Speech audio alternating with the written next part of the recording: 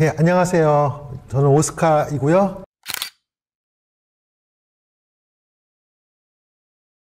소개 한번, 예. 네, 저는 워낙 예. 뭐 다양하게 부르셔가지고. 예, 윤 PD님. 네, 윤 예. PD라고 불러서, 요 방송에서는 윤 PD로 해서. 예, 제가 그동안 이제 유튜브 채널을 하면서 정말 무편집으로, 재미없게 지금까지 해왔는데, 네. 윤 PD님의 도움으로 이제 스튜디오가 생겼어요. 지금 네. 너무 멋진 스튜디오고, 사실은 카메라 돌려서 다 이렇게 보여드리고 싶을 정도로, 네. 너무 멋진 스튜디오에다가 마이크까지 차고 이렇게 영상을 네. 찍게 돼서 굉장히 감사드립니다. 저도 또 이게 네. 대표님하고 네. 또 이게 보통 제가 여태까지 찍었던 영상들은 네. 제 전문 분야잖아요. 그러니까 약간 네. 뭐 탁구를 가르쳐 주거나 그렇죠. 뭐 대회를 진행하거나 그러니까 제 전문 분야인데 네.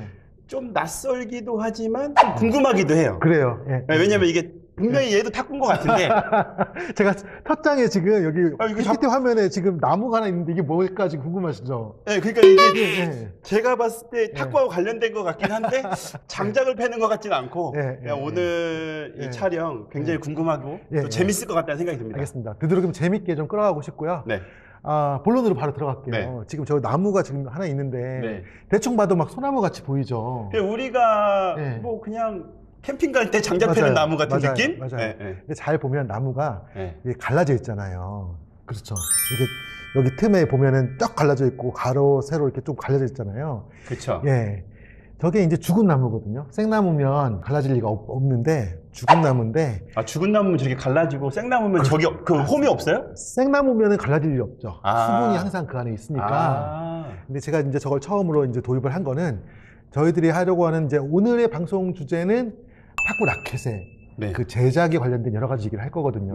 첫 번째 주제로 혹시 라켓을 했을 때 치다 보니까 손잡이가 떨어져 나가거나 또는 뭐 라켓 겉면하고 카본 결하고 이렇게 쭉 벌어지거나 하는 것을 본 적 있으세요? 그러니까 이제 면과 면을 붙였는데 그 면이 붙인 부위가 떨어져 나간다. 또 이탈이 되는 이런 현상을 얘기하시는 거죠? 그렇죠. 그런 경우 꽤 있죠. 꽤 있죠. 근데 이제 이게 한국의 기후하고 관련이 있거든요. 기후하고? 이 부분을 아마 지금 보시는 분들이 잘 모르실 거예요. 한국이 탁구 라켓을 만들어서 판매하기 굉장히 어려운 나라예요. 왜냐면 유럽 같은 경우는 여름철에 덥질 않아요. 그래서 이번에도 너무 날씨가 더워가지고 뭐 영국에서 에어컨이 처음으로 막 많이 팔렸다고 그러는데 기온이 막 30도로 올라가도요 그늘에 가면 시원하거든요. 그러니까 이제 우리나라는 여름에 이게 기복이 좀 많고 그렇죠. 여름에 일단은 여름철에 무더워요. 한국은 그러니까 습기가 많아. 그러니까 동남아시아 같은 경우는 여름철에 대부분 이제 습하죠. 근데 이제 습하지 않은 곳들은 관광지로 인기가 있고 습하면은 이제 인기가 없고 그런데 한국은 여름은 굉장히 습하고 겨울은 굉장히 건조해요. 그러니까 이런 환경이 목재를 사용한 모든 분야에 굉장히 어렵습니다. 예를 들면 가구 같은 것도 가구를 이렇게 못질해서 이렇게 만들잖아요.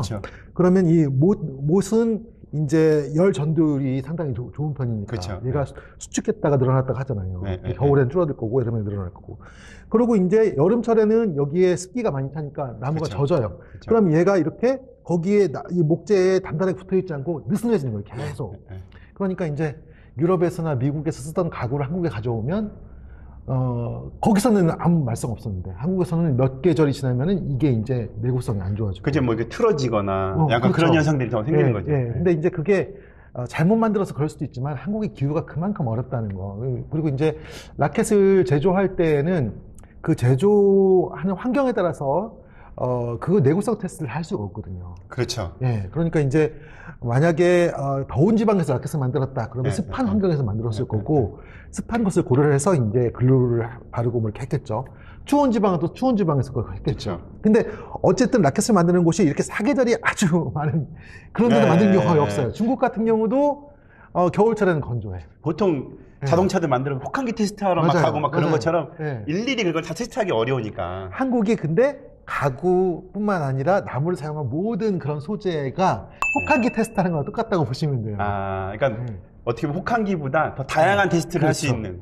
그래서 내구성 문제가 한국의 기후는 굉장히 어렵다. 그리고 그 모든 업체들이 잘 못 만드는 게 아니고 한국과 동일한 기후 상황에서 라켓을 만들고 사용하는 나라가 극히 드물다는 거. 그렇죠. 이 점을 오늘 첫 번째 영상의 주제로 그러니까 제가 어쨌든 브랜드를 하는 입장에서 변명 같은 주제가 처음 됐는데 도망갈 수 있는 게 조금 있는 것 같아요. 요만큼. 조금 도망가는데 일본이 그래도 한국하고 좀 비슷한 기후인 거예요. 그렇죠. 환경이 비슷하죠. 특히 이제 저 위쪽에는 추운 지방, 저 아래는 완전 열대 지방 이렇게 길게 돼 있잖아요. 그러니까는 일본 브랜드들은 그 모든 그 기후 상황에 대한 그 내구성 테스트가 충분히 돼 있는 브랜드들이고, 그리고 이제 저희도 이제 넥시 같은 경우도 이게 업력이 이제 제가 2007년도 시작했으니까. 진짜요? 네. 그럼 2007년이면 지금 몇 년이에요? 15년 됐나요? 그럼 15년 동안 뭐 하셨어요? 저는 최근에 막 엄청나게 또 활약을 하셔가지고. 그래요? 요즘에 이제 뭐 하신 지 그렇게 오래, 한 5, 6년? 아니요. 7, 8년? 요 정도 수준인 줄 알았는데. 오래됐어요. 오래됐고. 이거 엄청 투자하셨겠는데. 제 경우에는 이게 넥시가 막 엄청 글로벌 브랜드로 커야 된다 이런 거보다는 제가 하고 싶은 거를 계속 꾸준히 해온 거예요. 그랬는데 이제 요 근래에 이제 삼성생명도 계약을 하고, 위난감독님 계약하고, 뭐 주세혁 감독님 계약하고 이러면서 차츰차츰 저로부터 벗어나서 선수들에게 접근하기 시작했고, 그전에는 굉장히 아마추어 탁구인으로서 하고 싶었던 것들을 좀 개인적으로 풀어가는 느낌이 강했죠. 어떻게 보면 굉장히 애착이 가는 내 자식 같은 브랜드시겠네요. 그렇죠. 이게 진짜 탁구인으로서 꿈만 꾸던 여러 가지 제품들을 제 손으로 직접 만들어 왔으니까 그런 면에서는 좀 남다른 가치가 있죠. 첫 번째 영상은 이렇게 그 한국에서는 특히 라켓의 내구성이 좀 문제가 있을 수 있다. 이 주제에 대해서 한번 다뤄봤습니다. 네, 알겠습니다. 감사합니다. 점점 궁금해지네요. 이하의 내용에서 더 재미있는 얘기들을 계속 해볼 테니까 쭉 따라와 주시면 여러분들에게 유익한 내용들을 나누도록 하겠습니다. 네. 감사합니다. 다음 시간에 뵐게요.